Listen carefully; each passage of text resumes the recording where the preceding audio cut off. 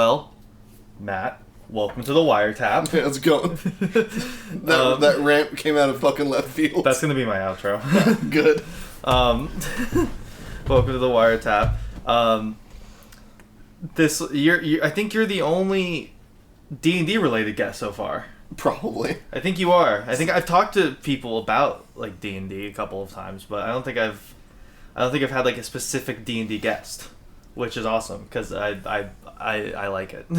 I did a whole fucking like mini doc about like D&D is a creative thing and it supports like creative writing in a more efficient way than like most other creative writing activities. So like it's an art. Well, it's cooperative writing. Well, yeah, exactly. Because like, it's half improv. You write everything that's on your side as the DM, and then all the players write all their shit. Yeah. The only thing that you need to worry about as the DM at that point is making their bullshit make sense. Exactly. That happened when I did not the one shot, but the start of the campaign that I wrote was that like I realized that it wasn't a port town that we were in, and I realized that it was it was supposed to be your guys' first day. I was like, oh, I'm fucking stupid. And so I was like, no, you guys have actually been here a couple days. You were on the next just like some 3-head moves. Yeah, and then you guys are like, oh, cool. So there's another town back there. I'm like, yeah, it's not that big though. It's just like a port town. And you guys like, oh, okay. And I was like, oh, thank God. And you know, good players will just be like, okay, that's just what it is now. Yeah. I mean, there is good players do that, and bad players stay in town an extra day. Yeah, exactly. Exactly. Thanks, Kyle. So where could people find your works? Maybe works that I'm possibly a part of too. Just a little bit of masturbatory. Yes. Dungeons and Degens call out. Yes. Dungeons and Degens. If anybody who's watching doesn't know, I am part of another podcast that he runs and I run. I think we both. At this point, we basically both co-op run it because I do all the production and you do all the writing. Yeah. So I think we kind of just co-op run this shit at this point. But it's run is a loose word. Yeah, it's true. At this point, run is a loose word. We're still trying to actually get that to go forward. Yeah. So if you guys don't know and you want to check it out, there'll be links below as well as I'll probably put on the end card. But we have a D&D podcast that we run. I am one of the players. He is the DM. Yeah, he plays Burok. I play Burok, a half-orc inquisitor. It's good shit. He hates everything. I love him so much. Inquisitors just hate everything. I'm so happy. I want to play him more because I have such a clear idea of his character now that like I don't have any other character that's like has such like a pronounced personality. That's not just like an edgy rogue. That like well, I want to play party him. needs the edgy rogue. Well, yeah, and like that's why I'm excited to play the one shot that the Western one shot that we have written. The coffee's done. The coffee is done. It is now It's time for the cactus juice. It's the quenchiest. But yeah, no.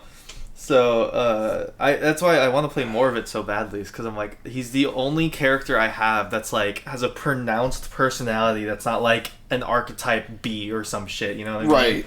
It's like a custom like thing I figured out that I was like, oh, this is gonna be cool. I like this personality. He just is like he's just fucking arrogant and like impatient and thinks he knows fucking better than everybody else, and I love it. I would just shout out to any religious D&D character I've ever seen. Yeah, exactly. And like that's the thing too, is because I was like good religious D&D characters. True. Because it's those character flaws that make them more interesting. Yeah, that's true.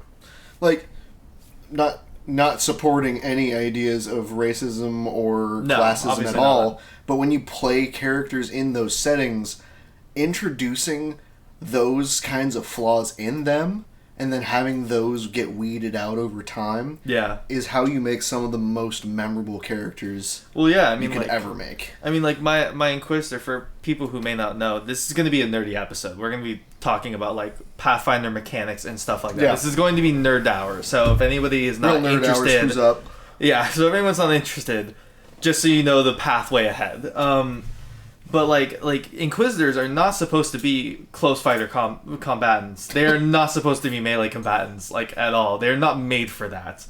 You can try, but they're not made for that. But I made Burrock specifically a melee combatant, kind of as a part of showing like his personality of being like just really fucking like, oh no, I can do that. You're pissing me off, so I'm just gonna take out this giant sword and you're gonna meet it with your face. And instead of like how an Inquisitor normally fights, which is like a crossbow or a bow and arrow or some shit.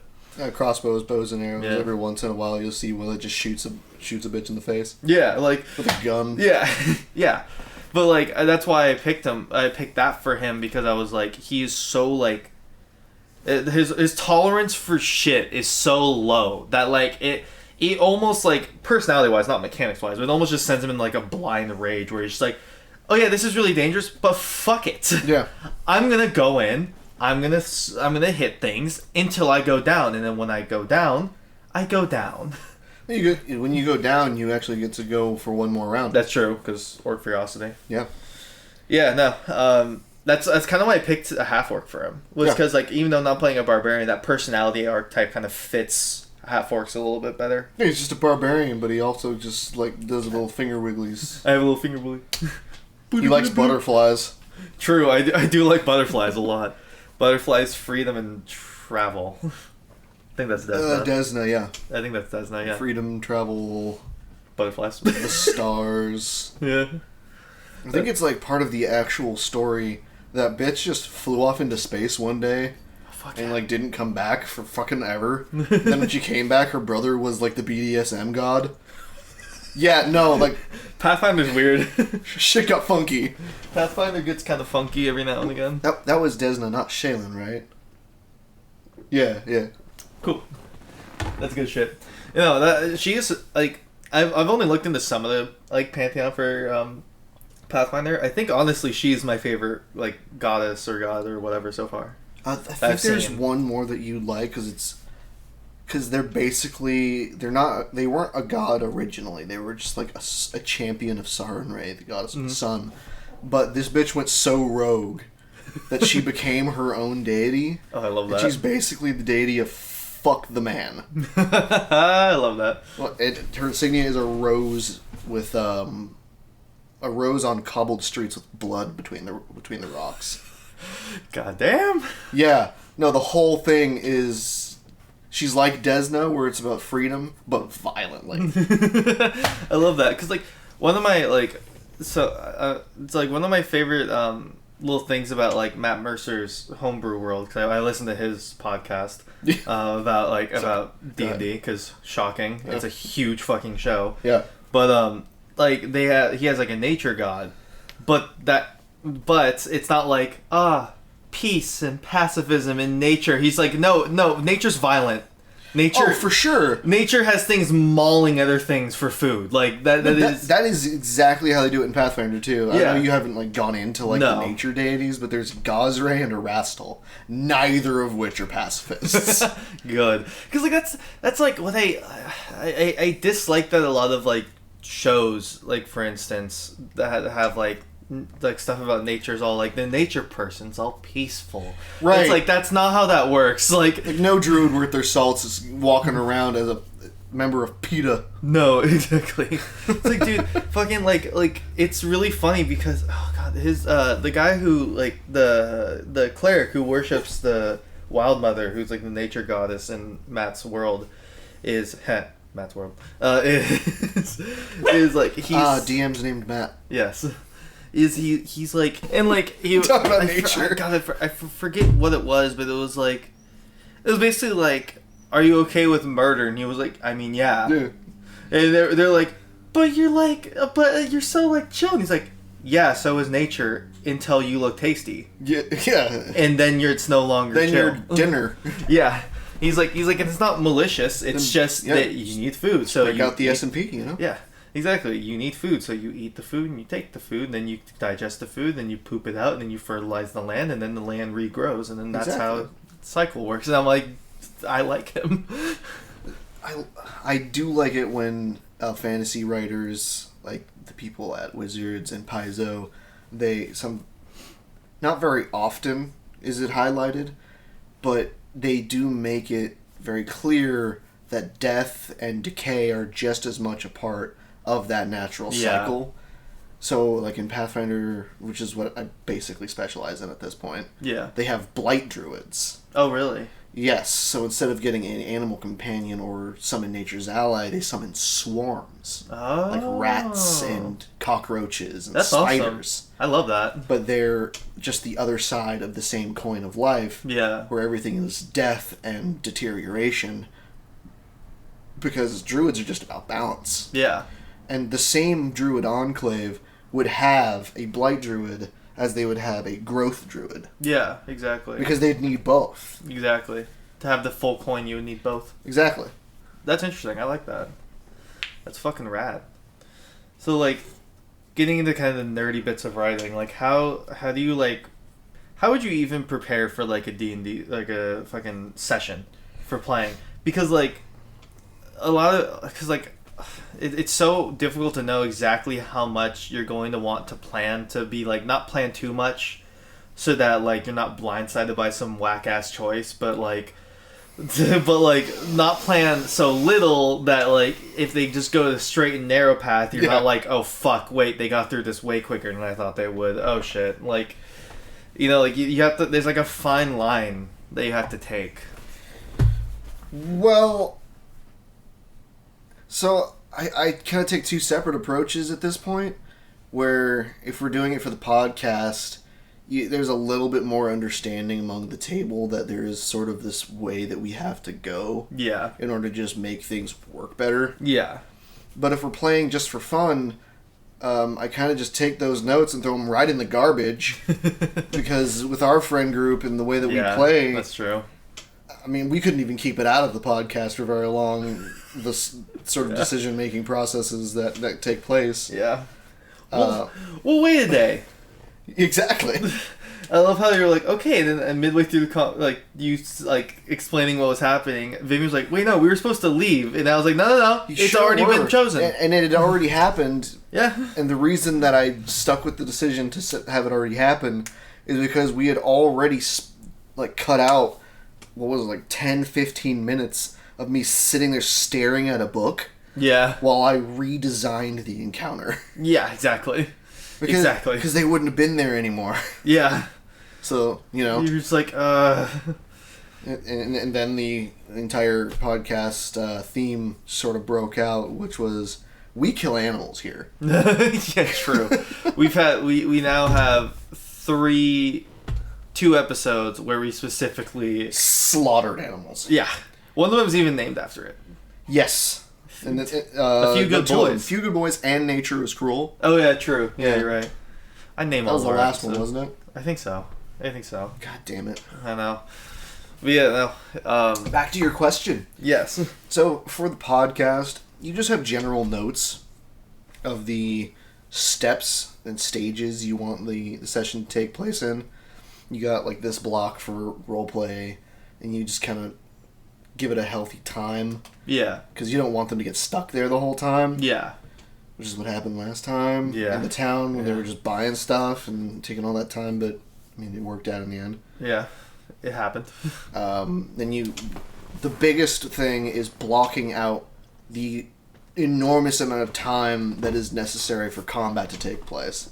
Because even though the story only took 12 seconds of combat, it was like 3 hours. Yeah. Sometimes. Yeah. Of just especially rolling and falling down mountains and almost drowning.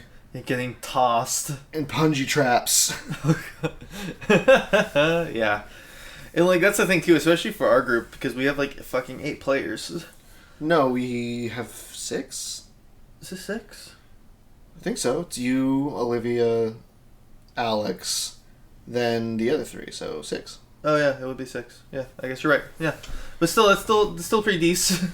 It's the maximum group size that I try to play anymore. Yeah, that's fair. I've ran games with 8-10 people in them. It just doesn't go. Yeah, no. You thought combat takes a long time with 6 people? I took my turn. I'm going to go watch an episode of whatever series I'm currently watching because I have time. Yeah. Like when we were playing the home game back at the first game I played with you in, I played in your game, like that combat took for fucking ever. Yeah, I mean that's because we decided to run our game at my sister's house. Yeah, and everyone there saw the game occurring, and they were like, "Oh, I'd like to join." Yeah, and we were doing it at their house. We couldn't tell them no. Yeah, exactly. It's like, no, we're doing this on your table. Fuck off. Yeah, exactly. We've commandeered the table. Yeah, no, like that combat would be like just like, I've taken my turn. I'm gonna go smoke a cigarette and a half and be back just in time for my turn. Exactly. And that comes up with its own problems because now that person hadn't been there the whole combat. Yeah, now they're not aware that they're down now. Yeah, I was gonna say they don't have context for what's happening. They come back. It's my turn. I'm gonna do this. No, you're rolling death saves. Yeah, you're rolling death saves. Have fun, kid. Yeah, no, it's like, because then now they don't have the context for what's happening on the playing field. Yeah, no, and plus, like, once you get up to higher levels, you get, like, reactive stuff you can take and do. Oh, yeah. And it's like, and that could, like, possibly save your life, so it's like... But you weren't there. Yeah, exactly, but you weren't there, so... You were sitting there going, on the battlefield suddenly. Yeah. For a total of, like, I don't know, like 5 seconds or whatever. I remember at one point I had brought out, like, one of those little sand minute glasses. Oh yeah. I just started flipping that when it was a new person's turn. Yeah. Good shit. Yeah, I mean that's the way sometimes it has to be. Yeah. It puts in the pressure. Yeah. I that's why I try to keep like, come on, we gotta fucking go, like. Oh no. At the Degens table, you'd think that it was me. No, it's me. Who was pushing to get things to move. No, it's But it never is. It's always everyone looking at you in the corner, just glaring at them. Like, you! Yeah, and like, I feel Why bad. are you on your phone? I feel bad too, because it's absolutely, a lot of times, Vivian, it's not her fault though. She's playing a wizard. She's playing an early level wizard. If she makes a wrong move, she dies. Like, I understand. Look, I think I'd be paying more attention to the game, honestly. I mean, yeah, but no, it's not. It's like, because like, she has to like look through the like small amount of spells that she has to be able to figure out what she wants to do. And if she makes a wrong choice, it's possible death because she's a wet napkin. So it's like she has to be careful about her choices. But I'm just like, come on. Well, the way that I see wizards in these games is best put in the crap guides. Oh, yeah. To D&D, which is be careful who you call ugly in wizard school. Yeah, true. That's true. Because the first level wizard's a wet napkin. Yeah. The 20th level wizard is a borderline god. Yeah, exactly. Yeah, a 20th level fighter can take on an army, but a 20th level wizard could remove your continent. Exactly. A 20th level wizard can just be... Exactly. Just... Suddenly the earth is dust. Oops. And that was an oops. Yeah. By the way, that wasn't even on purpose. That was an oops. That was an oopsie daisies. Like fucking... A whole bouquet of them. Like, remember the fucking one shot we did with Vivian DMing? And we just like... We took all the wands. Oh, God. We were just like, we fire them at once. What? How do you even do that? You just like, oh, I have a plan. You just tape them together. Tape them together, plant them in the middle of a sigil, and you're just like, go! Let's do it. And then we destroyed the universe. And then created a new universe. Separate universes. Oh, yeah. We were the gods of said universes. D&D is weird. That was also the same game where we kidnapped the king by just picking him up and leaving. Well, yeah, because, like, fucking... Because, like, we had, like, 2 people who could do, like, decent charisma. Yeah. And I was a bard, so, like, I could do charisma. So we just walked in and we were just like, diplomacy, bluff, diplomacy, diplomacy, bluff, bluff, bluff, diplomacy. Cool, and now you have the king in the stronghold. You were... Why, man? Like... Yo, you ever get picked up by a goblin and just... Walked? Taken? Like, and that's what's funny is that, like, I feel bad because Vivian doesn't like doing combat, but because it was, like, me, you, and Kyle, she was like, okay, I have to do combat because you guys like combat decently. But then we never did. No, she misunderstands. We don't do combat. We are adversarial. This much is true. Yes. But we'll get away with not doing combat. True. Any day of the week. True. That was really funny though. We just fucking waltzed in, picked him up, hog-tied him, and then waltzed out. Yeah. He didn't even notice. Yeah. He was just talking. That's what happens when the DM allows 20s to be a thing for skill checks. True. Yeah. He never should. Yeah. That's a bad idea. Yeah, no. It's like, okay, it automatically works. No. So when the dwarf rolls a fly check. Yeah. No. That's like when I was playing a game with Olivia and a couple of her friends, and they were a witch, and they put stuff into fly, but they didn't have a fly spell, and they weren't a race that could fly. So I was like, well, it's a useless skill, but okay. Yeah. Whatever. For now, I mean, I say for now, but it was a one shot, so like exactly. But like, but then like, they were like, okay, I'm gonna roll a fly check to try to fly. I'm like, sure, bud, go right ahead. And then they rolled like a fucking 8 or whatever, and I was like, yeah, you fall, you jump and you fall, you don't land, you fall. Yeah. And then they were like, okay, yeah. And then at the end of the one shot, they were like, I'm gonna roll a fly check again to fly out the window. I'm like, okay, bud, go right ahead. And then they rolled, and they were like, that's a nat 20. I was like, you don't fly, but you do get a little bit of extra air. Just because it was funny that you rolled a nat 20 on a fucking fly check. This isn't flying. This is falling in style. Yeah, basically. That's basically how I made it work. Because I was like, you don't fly. You cannot fly. You don't have a spell that flies. You are not a race that can fly. Why should you be flying? But you rolled a 20, and I think it's really funny, so I'm just going to let you glide a little bit longer than a normal person should. And then you just kind of fall. Yeah. Interpreting stuff like that for DMing is a time. And that is one of the things that you do have to prepare for. Yeah. Fudging rolls can be really helpful. Yeah. Especially when it comes to things like the first level wizard. You certainly don't want to kill them outright in the first session and just tell them GG re-roll. Yeah. So sometimes you gotta be a little bit nicer, slippery with those with that DM screen. Yeah. For sure rolled a 2. 100%. I'm just gonna scratch off the 0 at the. Just this wasn't a 20. You just take the D20, just like. Right. You scratch off the 2. Dude, the 1 crit to the wizard. It's just over. Yeah, dude, it's over. Dude, I have pretty small amounts of health, and I'm like the fighter of the group at this point, aside from Alex. Magus, yeah, aside from Alex, who is the actual fighter of the group. I'm just a fucking poser. Dude, they're both just posers. Actually, you're right. The Magus is just a wizard who likes to slap. I guess you're actually right.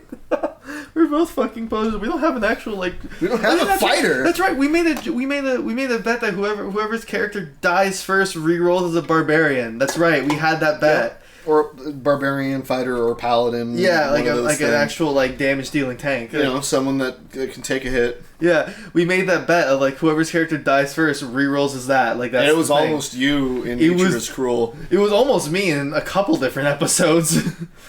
Kyle has had to heal me from the brink of death a lot. Because you took some damage from them. I got stabbed with a spear 3 fucking times in the first episode. In the keep. Yeah, in the keep 3 times. I almost died episode 1. Twice. It's not the wizard I gotta help. It's true, it's me. It's the fucking half-orc. The figure. Well, because at least that's the thing, is that the wizard, at least Vivian is smart about how she plays it. She is paying attention, that's why it takes her a long time to kind of do stuff sometimes. But she is paying attention, and she's playing into her strengths of being farther back and trying to be slippery. Whereas I'm just a fucking idiot, and I'm just oh yeah, pick up the maul and just that's my character. Hit it harder. Yeah, and you know what? It works for my character. It works for his personality. But God, is it fucking stupid? Should it not work? I should absolutely be dead. Well, okay, so Pathfinder tried to make the Inquisitors, doable with both, but you kind of can't give them that credit when half of the great spells that Inquisitors and Rangers get are ranged specific. Yeah. And there is no melee specific ones. No, yeah. The only one that is... there probably is, and someone's probably going to get mad that I said that there wasn't any, but... Yeah, that's the thing about talking about D&D and Pathfinder, dude, is that, like, you're like, oh yeah, that doesn't happen, someone types a fucking, like... A novel. A U.S. Amendment length fucking, like, thing about, like, actually, if you actually fucking knew what you were talking about... actually, though... It's like, brother, let me tell you what, I want to die. Dude, everyone's had that kid at their table. Oh, yeah. The kid can go fuck off. Yeah, that kid can leave. There's always rule 1 in any of these games. Yeah. People say it's have fun. It's no, shut the fuck up. Listen to the DM. Yeah, exactly. It's DM's rule 2 is have fun. Yeah. Fun optional. Yeah, fun is optional. Sometimes some sessions are not fun. No. Some sessions are sweaty, and you know what? That's okay. Oh, especially when you intentionally go out of your way as a player base to challenge the DM to kill you. It's me. Hi. every combat I'm challenging him to kill me. And I try not to. I can sometimes like I know how to DM. I've DM'd like twice now, which is not that much, but I know how to basics. I know how to DM. I know how basically to DM, not well, but I know how to, and I know you have to sometimes fudge a couple rolls. So every now and then I'll look over at you when you're rolling damage against me, and every now and then I'll watch your eyes go like, and then you're just like 4 damage, and I'm like, that was not 4. Sure it was. And I was like, sure, bud. And I was like, that was not 4 damage. That was my health bar. 4 damage. No, it was actually 4 times you were dead, but you know. But you know, we'll leave it at 4. Oh my god. I'm waiting for the time where I go down and I have to start rolling death saves, because that hasn't happened yet. Because at this point, I have to have Kyle like glued to me. Which is a problem, because you have a whole other party that needs healing. I know! I'm such a detriment to our fucking group. It's so funny. It's like, hey guys. Anybody want to save heals for like anybody else? Nah, cool, thanks. That's why I'm so happy that Buckley switched from being a specific gunslinger to being an alchemical gunslinger. Yeah. So now we get fucking potions. I don't need Kyle glued to me anymore. I just need Buckley I just need to have a lot of gold to give Buckley to like exist and live. Yeah. Alchemists are good like that. Yeah. Oh god. They are money hemorrhages for the party. Yes. But they're for the party. Exactly. Not against the party. Like, that's the funny thing about it, is that, like, I am not a detriment to the group like a murder hobo or a fucking, like, chaos like, player or whatever, like, or a lawful evil player or something. You're not the chaotic neutral. Yeah, I'm not the chaotic neutral asshole. I think I'm actually even true neutral. No, that's Bratrix. True, that's Bratrix. That's Olivia's character. Oh my god. They're a lot. But I am a detriment to the party because I am a fucking idiot. That's why I'm a detriment, because my character is a fucking idiot, and it's great because I am usually the chaos monger. I am usually the one that creates and does the chaos, and so like this is a nice change of pace. So strange that you bring that up, because from what I've understood, aside from like Buckley. Mm-hmm. Most people, when they're playing these games, they don't have as much fun playing the character they think they're going to have fun playing. Yeah, I've noticed that. They have far more fun playing the character that is the least like them. Yeah, like, I mean, look at my partner, Olivia. They're like, I mean, you guys probably haven't seen too many pictures of Olivia. They don't like being on camera that much, but they're like short, small, and fucking like tiny. But their favorite class is fucking giant full orc barbarians. That's like their favorite shit. Okay. They just want to punch and hit. They also like monks. Like they like anything that just punch and hit. When we were doing character creation, I don't remember what game this was for, and I brought up the fact that there's monks in Pathfinder that don't require you to be the monk. Yeah, it doesn't require you to be like a religious... No, you can just punch quest your way to victory.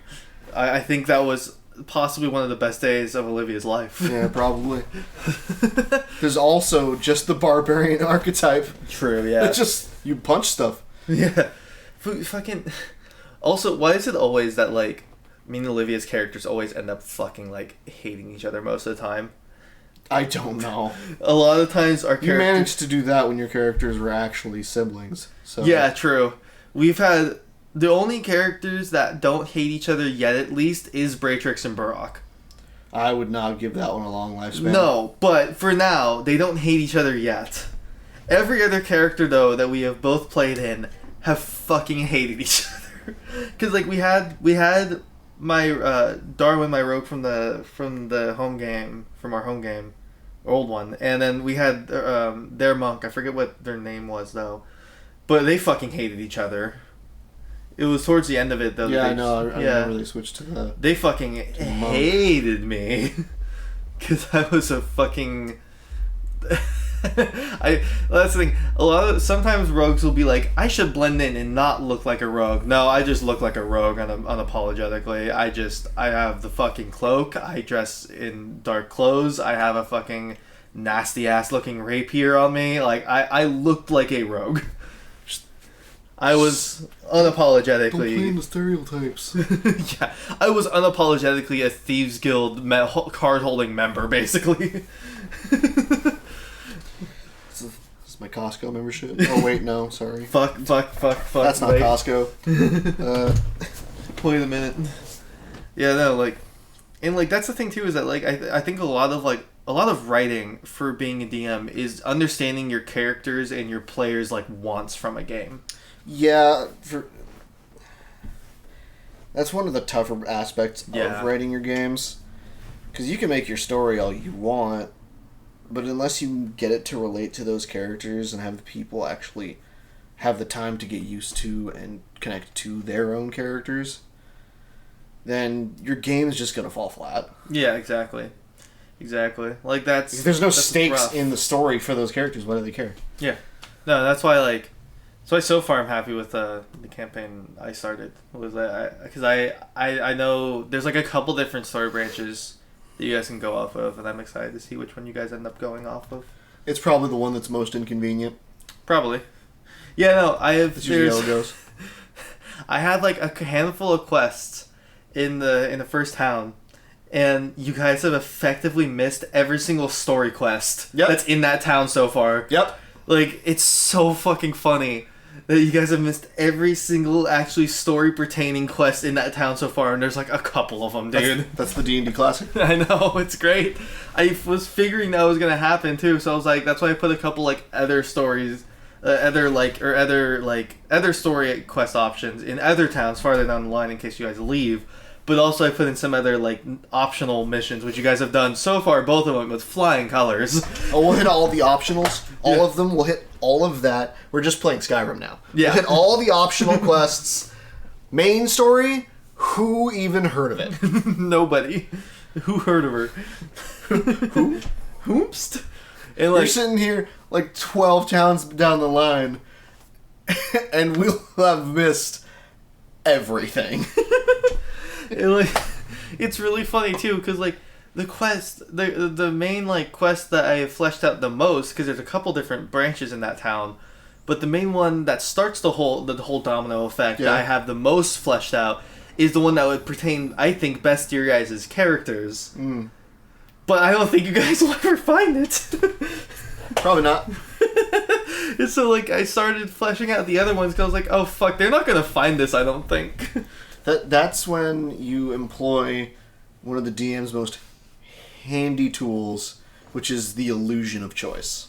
Yeah, that's true. You shoehorn them without them knowing. Yeah, that's true. You let them choose where they want to go, but every single one of those locations has what you want in it. Yeah, no, that's like okay, because that's what it was for me, for when we were playing my game, that's what it was for when you guys were going out into the forest, was that I rolled a dice, and that's how many days it took out to find the guy. Oh, Jesus.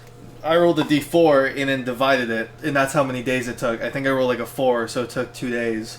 And, yeah, no, that's, to find it, was that, like, that was, like, you guys have the illusion of that, oh, it's only going to take 3 days. I mean, when you're searching for somebody, it's bound to take different varied amount of times. Yeah, on that's where true. They are. That's true, but it's. Yeah, I like DMing a lot. I like being a player more, I think, but I like DMing a lot. So Me far. too. Really? Yeah, no. That's why I picked up DMing. Oh man, I love to play. That's why I picked up DMing because I was like, oh, my boy needs some playing time. Right. Well, if all you do is DM every time, then you just run out of creative juices. Yeah, exactly. Then no one plays. Exactly. That's why I want to play the rest of it. Because, like, I have another session planned. I want to play it again. Well, as soon as, all the COVID stuff dies down, then, of course, we'll be able to do more things. Yeah. We've posted that multiple times on our Facebook. Yeah. I don't know how, you've been managing most of the other social media stuff, as far as I remember. Yeah, I forgot our Twitter password, so eventually we'll find that again. I didn't even know we had a Twitter. Yeah, we had a Twitter. I forgot it. So we have a Twitter. It's just locked right now, so I'll figure it out. Neat. Oh yeah, it's locked behind a email account that we have for D&D Degens that I don't think we ever got access to the actual inbox of. Because Outlook was being stupid, so I have to actually call Microsoft support for that. Yeah, so that's a whole lot of effort that I don't know if I'll want for a while. We might just have to restart, man. But we have the ad of D&D Gens. It literally was it was available, and so I have to get it back because that's an available ad that we. It made me sad. It made me so sad because I was like, if it was like a whatever ad, I would have been like, fuck it, we'll restart. But like, no, it had like the ad. Yeah. Sag. I need to also start the Instagram, which, I mean, fucking Christ, I hate Instagram so much. I hate Instagram so much. Instagram, at least when you're talking about like a D&D podcast or makes sense. It's really easy to like get content for that. Yeah, it's especially at the table. Imagine like people who are actually interested in that story in the podcast. Yeah. Eventually they're going to do the inevitable thing that anybody on the internet needs, which is they're going to want to see it. Yeah, exactly. We're a podcast, so that makes it even worse. Yeah, yeah. Like, what do these degenerates look like? Yeah. We have to know. We have to know. You're gonna be severely disappointed. Yeah. We're just this. Yeah. This is us. Yeah, no, like, I think, like, just because, like, you have to, taking into account, like, the improv of being at the table for writing is, like, it's daunting in a way, but also like the best part in my opinion. I like the improv aspect a lot of like having to figure out like where your players are going and just be like, oh, you chose that option. Wow, cool. I didn't think about that shit. So now everything's different. You've changed everything. So let me just when you do it that way, you're just creating a lot of extra work for yourself. Yeah. That's why I employ the shadier methods of fuck you. What's in that cave is the same thing that was in that other cave. Yeah, exactly. And that's fair. I'll figure out what's in the other cave later. Yeah. That's fair. Like I like in a way when like everything fucking just falls apart. I like that a lot. I like trying to figure out where it's going with the players in a way. Every DM has tried to play the sandbox game. Oh yeah. It doesn't work. No. And I mean, I'm sure someone's done it. Yeah, I mean, yeah, successfully. Obviously. But the best way I've found is make them feel like it's a sandbox game. That's because fair. The sandbox game never feels like a sandbox game.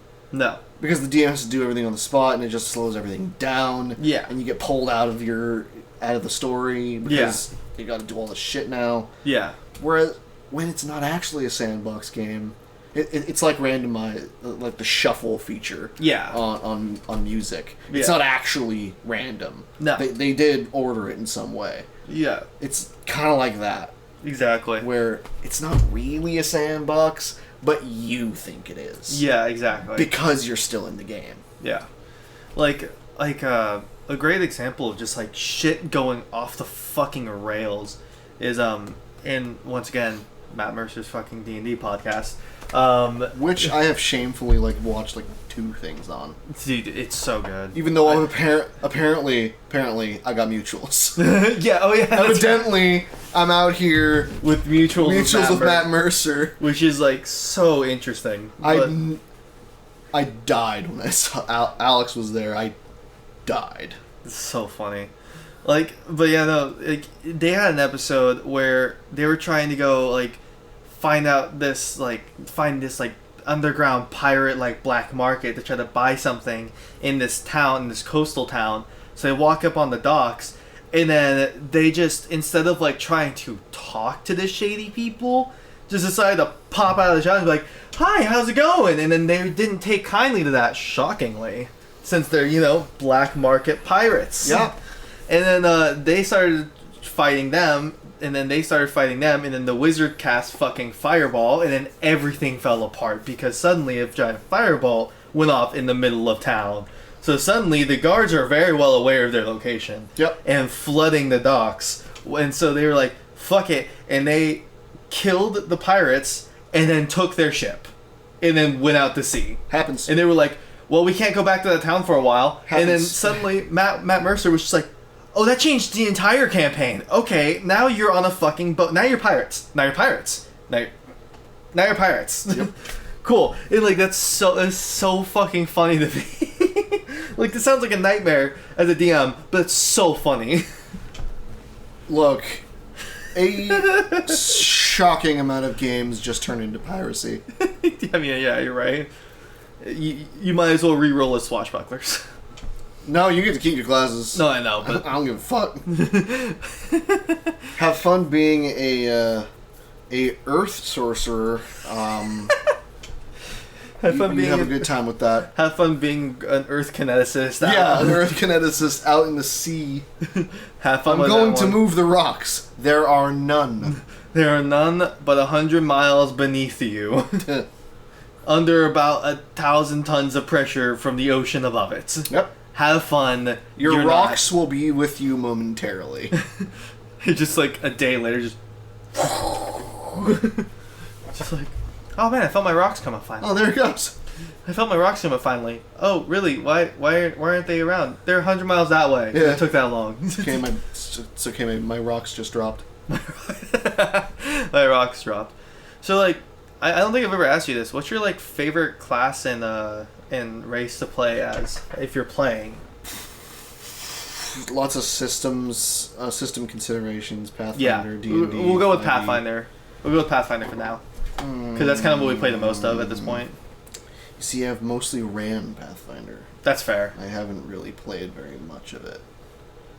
We can go with 3.5 if that's easier. Because I've also played a good amount of 3.5, so I feel yeah. I want to play more 3.5. I like 3.5.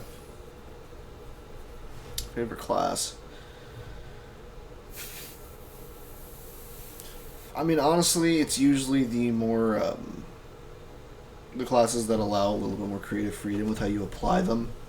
Yeah. Sometimes the basic fighter is just the way to go. That's fair.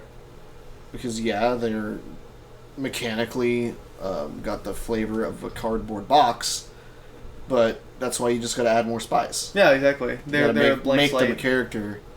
I made one fighter at one point whose entire thing was, I just like to make swords. So the best way to learn how to make a good, effective sword is learn to swing a sword. And that was just his whole thing. I like that. That's cool. But if you're looking for the more interesting story aspects of the game, playing heavy casters, not the sorcerer. A sorcerer is just a warrior, but with wigglies. But like a conjuration wizard. Mm-hmm. They're so squishy in combat, and even in the later levels as a conjuration wizard, you're still not a very good fighter. Yeah. Yeah, you can throw acid at people every once in a while, but your biggest contribution to the party is going to be outside of combat. Exactly, yeah. When you're creating items and ways to bypass the challenges ahead of time, because you're just the smart guy who knows what's going to be coming up. Yeah, exactly. And that's cool. Yeah. My favorite is definitely half-elf and rogue. Yeah. I like half-elf and rogues a lot. They're the first thing I played, and I really like the freedom you get with like how you can build a rogue up to be kind of like anything you want. Mm-hmm. I definitely like that. I like being a small little steely boy. I think lately I've been more partial to just playing humans. That's fair. Like, everything else has a flavor already on it. Mm-hmm. Like, you know, the elf is always the elf, the dwarf is always the dwarf. Yeah. But humans can be so widely varied in all these worlds. Yeah. That even though most people don't find them interesting, they're more interesting to write. Yeah, that's fair. Because you can have, like you said, they're more varied. Yeah. There's more of a chance, there's more possibilities. And as classes go, I've been getting a kick into psionics. Mm. I like psionic casters better than regular casters because spell slots bug me. That's fair. That's fair. Like, just as a wizard, having to choose all your spells and how many times you get to cast them in that day, it deflates my PP. This is a nightmare. Exactly. Yeah. It's like you either play a sorcerer or you just don't have fun playing an arcane caster. Yeah. Or I can play a psionic and do the exact same shit.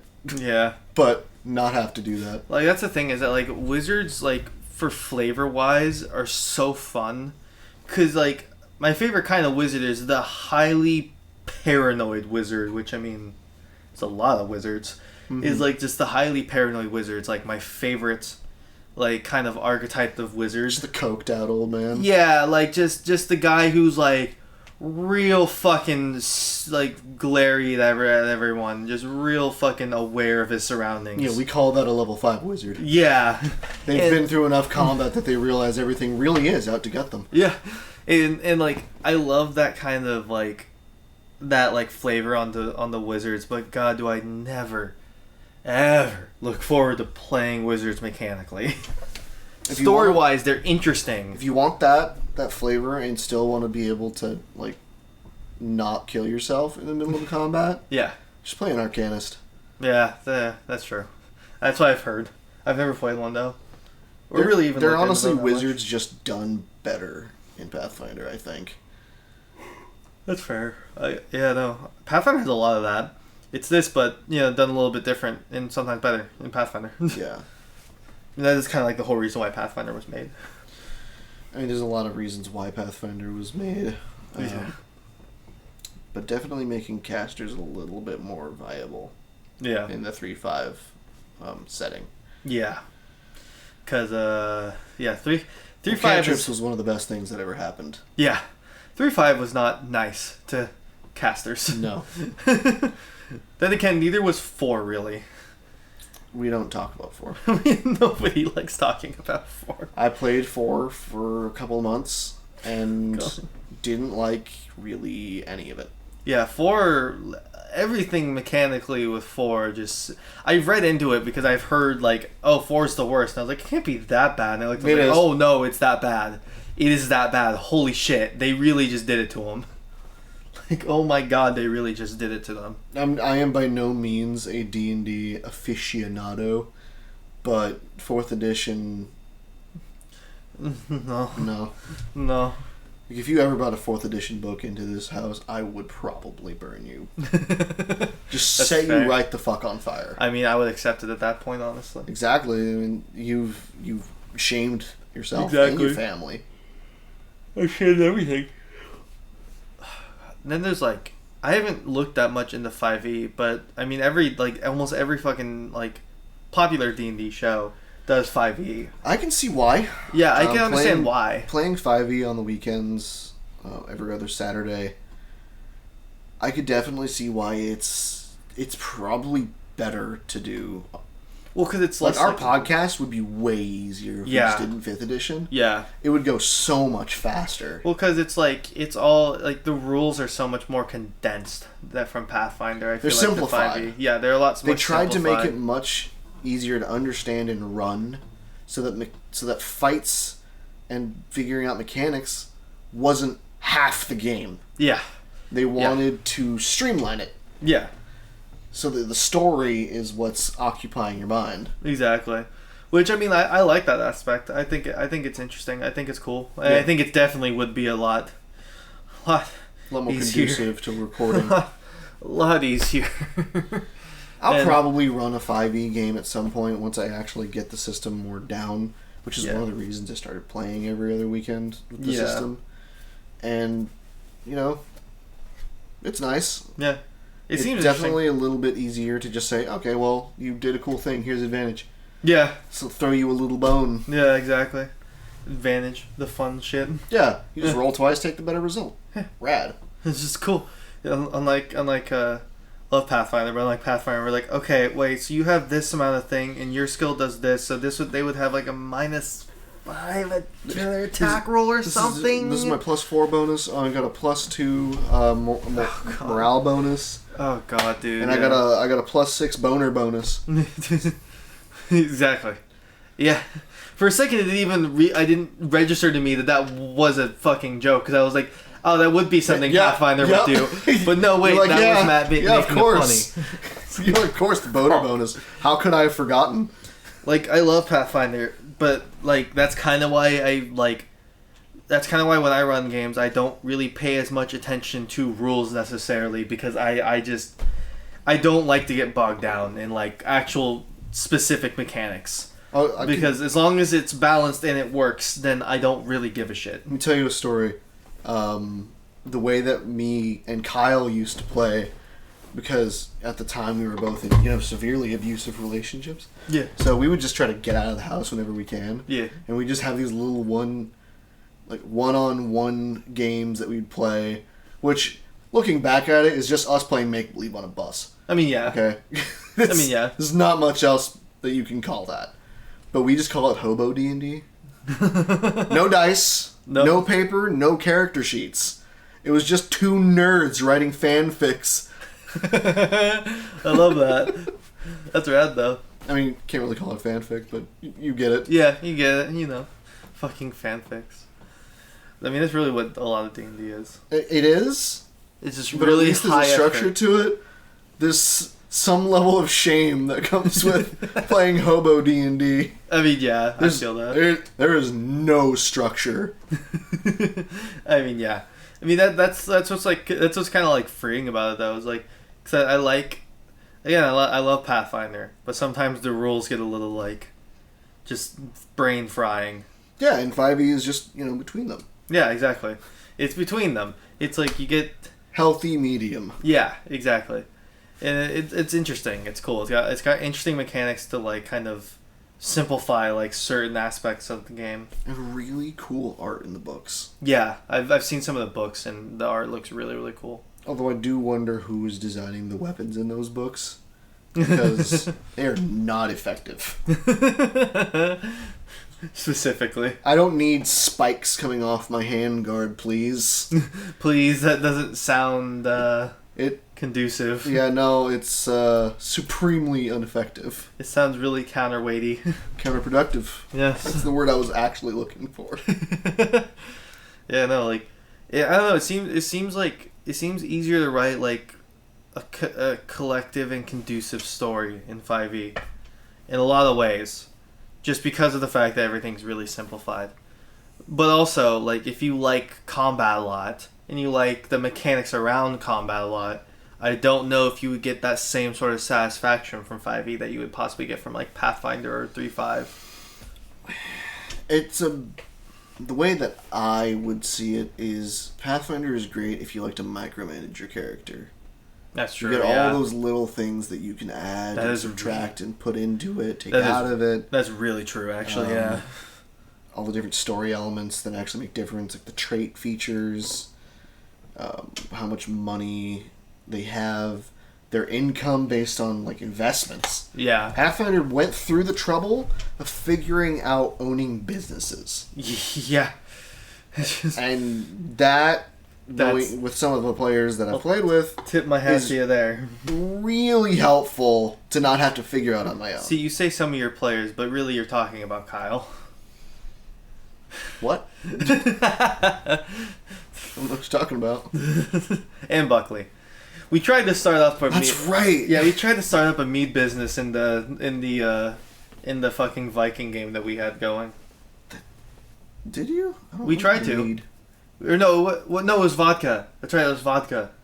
Because you didn't start it. You helped Ivan start it. Yeah, that's what I mean. Is that me and Buck, we tried to help Ivan start it, and then like we would get, because they gave us a house in that town, so we were like just make it in our basement, and then give us like a percentage for like moonshine. making it there. Yeah, it's like good old bootleg vodka. Yeah, Bootka. Bootka. That's what it's called now. Bootka. Yeah, no, like it's that's another thing I find like hard to balance for myself as well, is like balancing combat with story. And like RP and stuff. Story should always be first. Yeah, I mean, yeah, obviously. If your players honestly don't show that much interest in combat, you can, for the most part, leave combat mechanics at the door. Yeah. You can still have combats, but they don't need to be the focus of your story. Mm-hmm. So you can use the rule sets that you like and leave the rest. Yeah. And then just make judgment calls. Because as long as everyone is liking the story that you're crafting for them, who cares? Yeah, that's true. At the end of the day, that's what it is. I mean, it's just D&D is just one big fucking papa sitting you down and reading you bedtime story, but you're part of the story. Yeah. Like that's really what it like comes down to. It's just like you and like a group of friends like crafting a story together. Yeah. Kind of. Exactly. Yeah. And that's why I enjoy doing it when we can. Mm-hmm. I do too.